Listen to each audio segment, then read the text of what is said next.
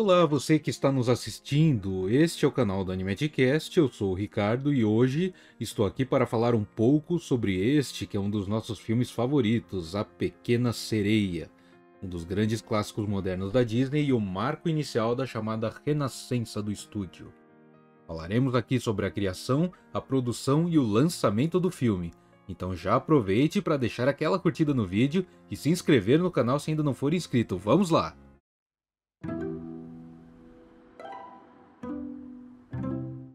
E antes de começarmos a falar sobre o desenvolvimento do filme, temos que voltar rapidamente à década de 1930. Naquela época, Walt Disney obteve um grande êxito com o lançamento do seu primeiro longa-metragem, Branca de Neve e os Sete Anões, que revolucionou a forma de se fazer desenhos animados ao mostrar que narrativas muito mais elaboradas, tanto do ponto de vista do roteiro como dos desenhos, poderiam ser contadas por aquele meio. Empolgado com o sucesso do filme, Walt criou planos para adaptar diversas outras histórias ao formato de animação, dentre elas o conto A Pequena Sereia, originalmente escrito pelo autor dinamarquês Hans Christian Andersen e publicado em 1837. A ideia de Walt, naquela época, era fazer um filme de coletânea que reuniria vários dos contos de Andersen como histórias curtas. Porém, a ideia acabou não indo adiante e o projeto infelizmente foi engavetado, enquanto o estúdio se concentrava em outras ideias. Foi apenas muitos anos depois, já na década de 80, que a Disney decidiu novamente adaptar a história. No ano de 1985, o animador e roteirista Ron Clements teve essa ideia de produzir uma versão de A Pequena Sereia enquanto percorria as estantes de uma livraria à procura de histórias que pudessem servir de inspiração para os novos filmes a serem produzidos pela Disney.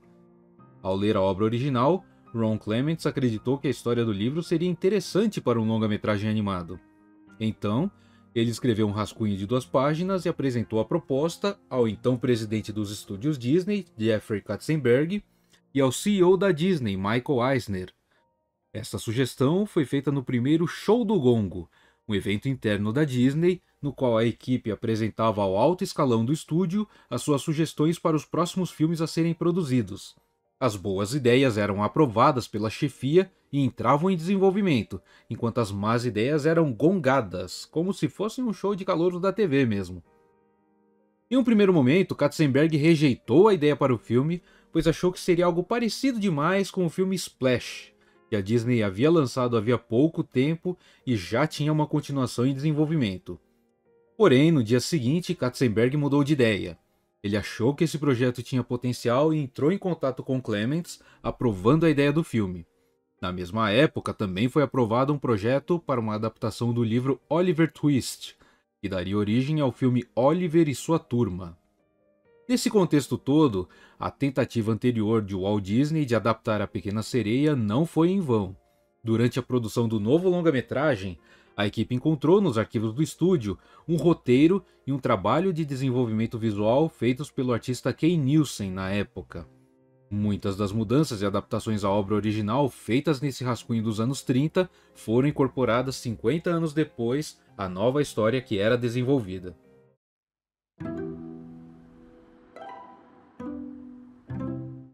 Conforme o desenvolvimento de A Pequena Sereia se iniciava, Ron Clements e John Musker, que foram escolhidos como diretores, expandiram a ideia original, indo de um rascunho de 2 páginas para um roteiro de aproximadamente 20 páginas.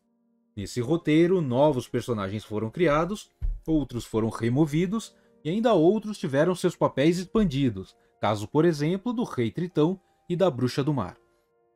Naquela época, o desenvolvimento do filme ainda avançava mais lentamente, enquanto a Disney concentrava os seus esforços nos lançamentos mais próximos, que se tornariam Uma Cilada para Roger Rabbit e Oliver e Sua Turma. A produção entrou em um ritmo mais acelerado a partir de 1987, ano da chegada de 2 figuras fundamentais para o filme, os compositores Alan Menken e Howard Ashman. A dupla vinha do teatro e obteve um grande sucesso com o filme A Lojinha dos Horrores, adaptado do musical de mesmo nome, que escreveram alguns anos antes. Howard Ashman, inclusive, chegou à Disney por recomendação de David Geffen, que era amigo de Jeffrey Katzenberg.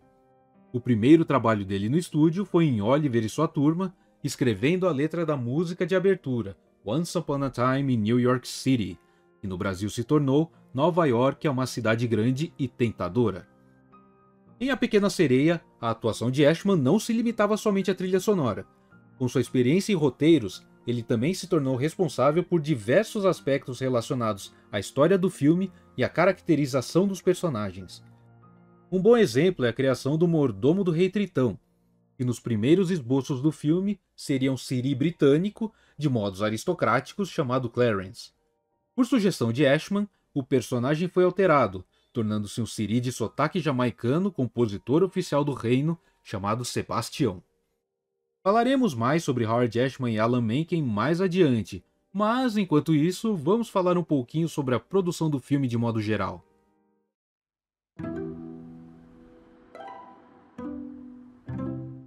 A Pequena Sereia representou a volta da Disney aos contos de fadas após 30 anos do lançamento de A Bela Adormecida, que foi um filme extremamente elaborado e sofisticado, produzido com as tecnologias mais avançadas disponíveis até então, mas que não conseguiu recuperar os gigantescos custos de produção e quase levou o estúdio à falência na época, obrigando a Disney nos anos seguintes a cortar custos e simplificar a animação.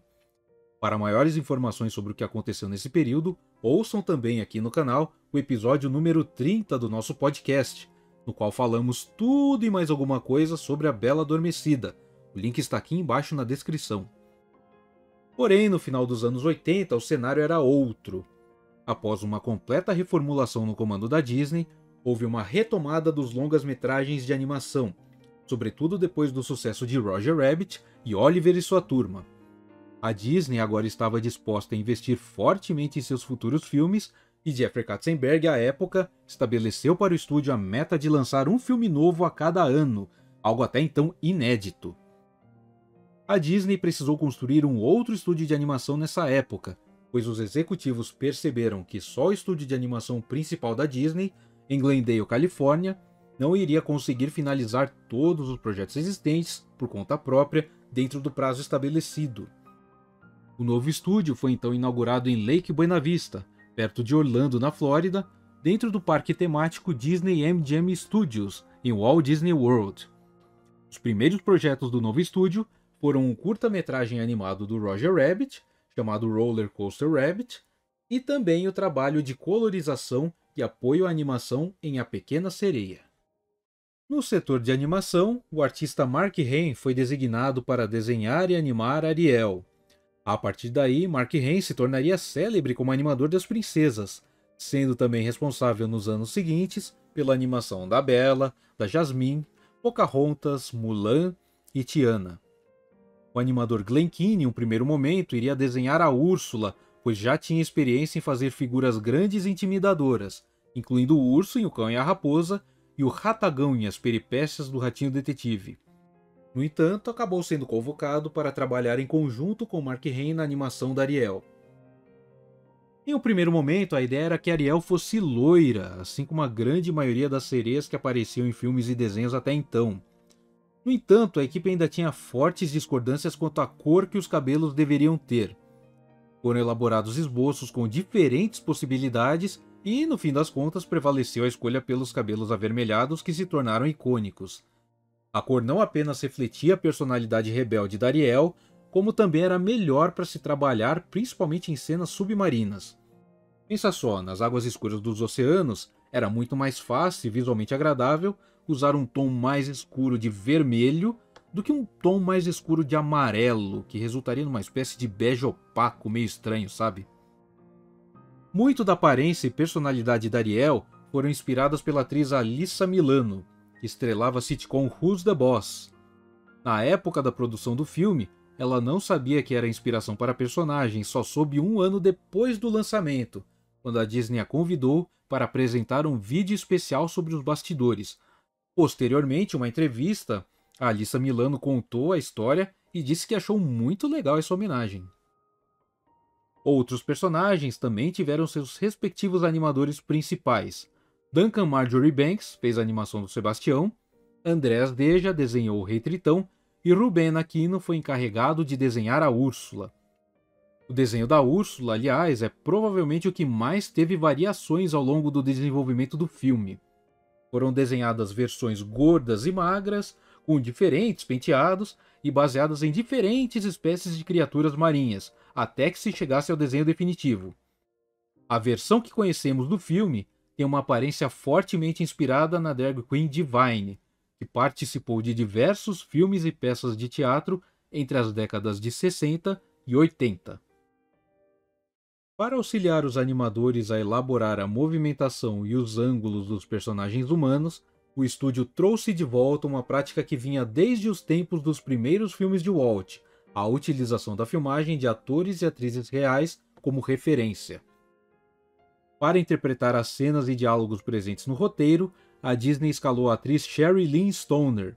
Então integrante do grupo de comédia de improvisação Groundlings de Los Angeles, Stoner foi escolhida como referência para a animação da Ariel, enquanto Joshua Finkel, ator da Broadway, foi escolhido como referência para o Príncipe Eric. Para a filmagem das cenas de referência, era utilizado um cenário simples com marcações e objetos diversos para auxiliar os atores e os animadores. Sherry Stoner, inclusive, chegou a filmar cenas nadando em uma piscina para que os movimentos dos longos cabelos da sereia na água fossem reproduzidos nos desenhos da melhor forma possível. A movimentação dos cabelos também teve como base as filmagens da astronauta Sally Ride no espaço. Além do mais, diversos gestos e maneirismos de Stoner foram aproveitados na animação da Ariel, inclusive o jeito com que a atriz mexia nos cabelos, penteava-se, mordia os lábios e seus gestos e trejeitos. Sabe aquele momento em que a Ariel tenta se comunicar com Eric e faz uma série de gestos frenéticos até se desequilibrar e quase cair? Esses gestos foram improvisados pela própria atriz na hora das filmagens e incorporados na animação.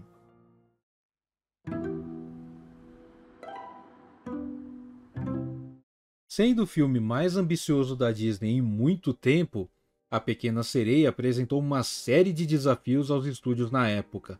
O cenário subaquático foi a parte que mais deu trabalho, com sua física própria e seus efeitos visuais. Para se ter uma ideia, de acordo com o supervisor de efeitos visuais Mark Jindal, o filme possui mais de 1 milhão de bolhas, todas desenhadas à mão.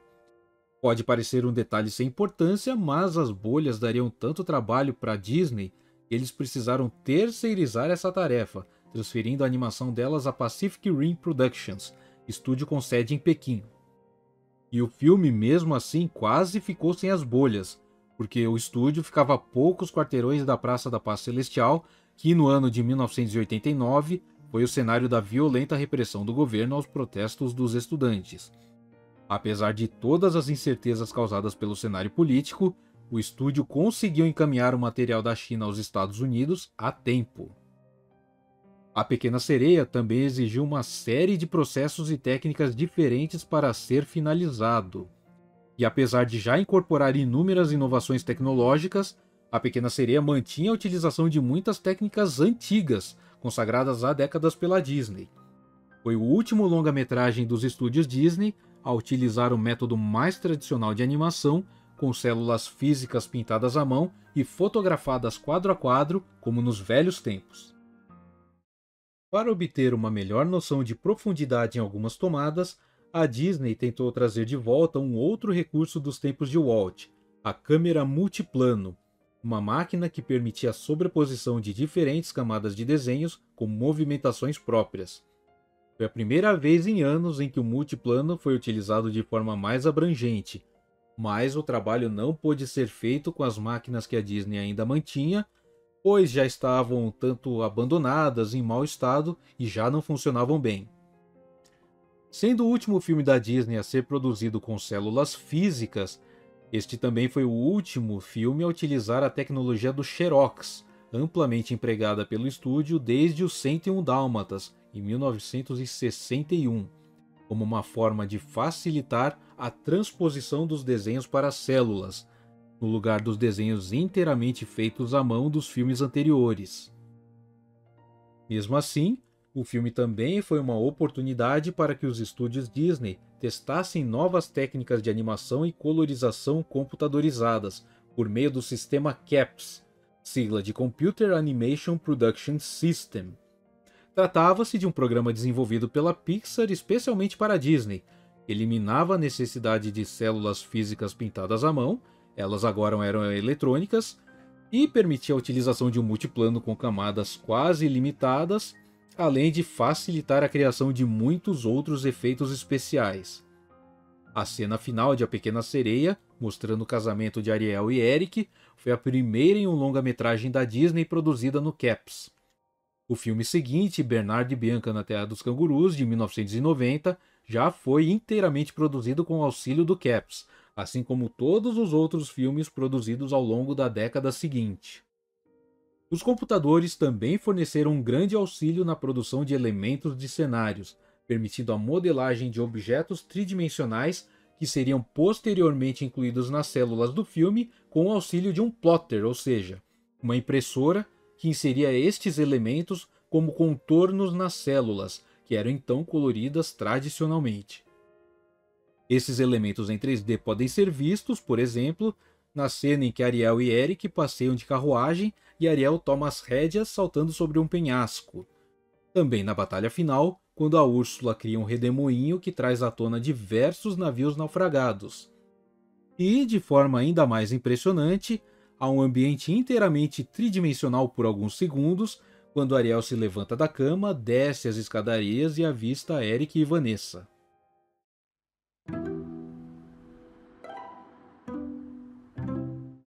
Para dar voz a Ariel, foi escolhida a atriz Jodie Benson, que até então atuava principalmente no teatro. Howard Ashman já havia trabalhado com ela na Broadway no musical Smile em 1986 e sabia que ela seria perfeita para interpretar Ariel. Para o papel de Úrsula, Ron Clements e John Musker originalmente escreveram o roteiro tendo em mente Bea Arthur, da série de TV da Disney The Golden Girls, enquanto Howard Ashman, por sua vez, preferia a atriz Joan Collins, inspirando-se em seu papel como Alexis Carrington na novela Dynasty. No entanto, as duas atrizes acabaram recusando o papel. Com isso, foi escalada a atriz da Broadway, Elaine Stritch, mas as gravações não foram para frente em razão de divergências com Howard Ashman quanto ao estilo da atuação, e o papel foi enfim para Pat Carroll, que deu um tom de voz mais grave à personagem como conhecemos. Para interpretar a música Poor Unfortunate Souls, Pat Carroll disse que combinou dois estilos de atuação, o das atrizes shakespearianas e o dos vendedores de carros usados. Entendeu agora porque a Úrsula manja tanto de contratos com cláusulas em letras miúdas? Vários atores fizeram testes para outros personagens no filme, incluindo Jim Carrey, para o papel de Príncipe Eric, pois é, e os comediantes Bill Maher e Michael Richards para o papel do Sabidão. Ao final, foram escolhidos Christopher Barnes para o Eric e Bud Hackett para o Sabidão. Kenneth Mars foi escolhido para interpretar o Rei Tritão, Jason Marin para o Linguado e Samuel Wright para o Sebastião.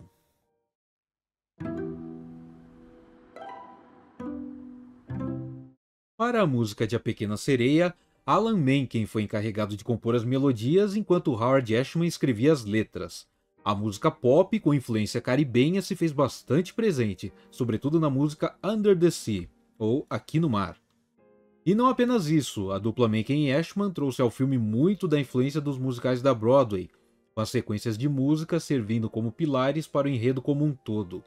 As músicas não apenas avançam a história do filme, como também expressam sentimentos naqueles momentos em que o simples diálogo não é o suficiente, palavras não bastam. Os personagens precisam cantar para se expressar naquele momento.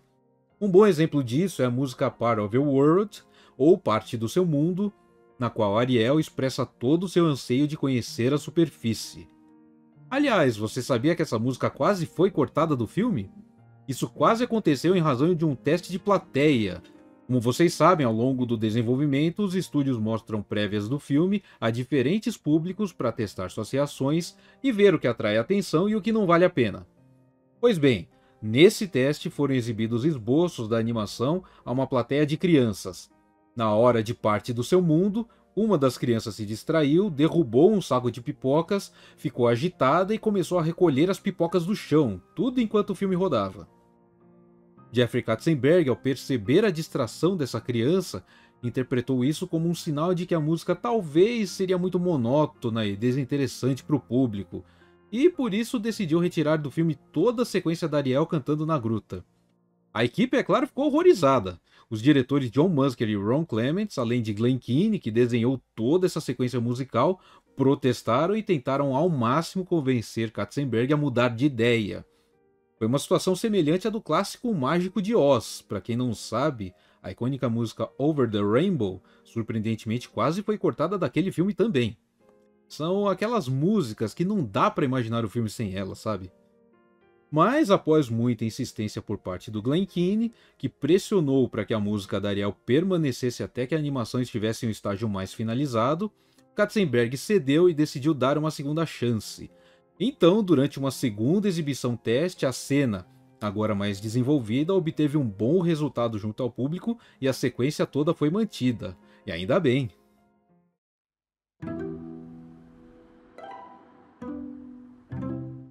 A Pequena Sereia foi lançado nos cinemas em 17 de novembro de 1989 e no mês seguinte chegou aos cinemas do Brasil. Apesar de para nós hoje em dia ser até evidente que o filme seria um sucesso absoluto, nem sempre foi assim. Na época da produção, Jeffrey Katzenberg alertou Clements, Musker e toda a equipe para não criarem muitas expectativas quanto à bilheteria, porque, diferentemente do Oliver e sua turma, que foi um grande sucesso em sua exibição original, ele sentia que A Pequena Sereia provavelmente não faria o mesmo sucesso, porque seria visto como um filme de meninas. E sabe como é, produtos com público-alvo feminino costumam atrair uma base de clientes menor do que aqueles voltados ao público masculino. No entanto, quando o filme estava mais perto de ser concluído, Katzenberg se convenceu de que esse não seria o caso, e de que os estúdios tinham algo realmente especial em mãos. E de fato, A Pequena Sereia, longe de ser tratado como um filme de menina, foi um sucesso com todo tipo de público e superou e muito a bilheteria de Oliver e sua turma, faturando mais de 100 milhões de dólares e tornando-se o longa-metragem de animação de maior bilheteria em seu lançamento inicial, quebrando o recorde estabelecido pelo próprio Oliver. O filme também foi um sucesso de crítica e ganhou o Oscar nas categorias Melhor Canção Original, com Aqui no Mar, e Melhor Trilha Sonora Original. Para melhor canção, também concorreu ao Oscar a música Beije a Moça. E falando na trilha sonora, ela também foi um grande sucesso de vendas, ganhando o disco de platina 6 vezes, equivalentes a 6 milhões de cópias vendidas, isso só nos Estados Unidos, algo inédito para um filme de animação naquela época. Na mídia física, A Pequena Sereia também foi um sucesso absoluto. Lançado em VHS, Laserdisc e outros formatos apenas 6 meses após a chegada aos cinemas, o filme vendeu mais de 10 milhões de unidades, tornando-se o VHS mais vendido do ano e levando a própria Disney a reavaliar a sua estratégia de lançamento. Em vez de relançar os filmes apenas nos cinemas a cada 7 ou 8 anos, para aumentar a receita com as bilheterias, como já fazia desde os anos 40, a Disney passava agora a investir no home video, lançando seus filmes em VHS para você ter em casa para sempre. Como dizia aquela clássica vinheta da Abril Video, quem lembra? Mas A Pequena Sereia ainda retornaria aos cinemas americanos uma segunda vez, em 97, no mesmo dia da estreia de Anastasia, longa-metragem de animação produzido pelo Don Bluth para a Fox Animation. A Pequena Sereia também foi relançado nos cinemas brasileiros em janeiro de 98, mesma época em que foi relançado em VHS remasterizado, aquele com a borda dourada. Considerando o lançamento original de 89 e o relançamento de 97, a bilheteria total do filme é estimada em 235 milhões de dólares. E leve em conta que esses são apenas valores nominais. Se reajustarmos esses valores de acordo com a inflação, a cifra certamente é muito maior.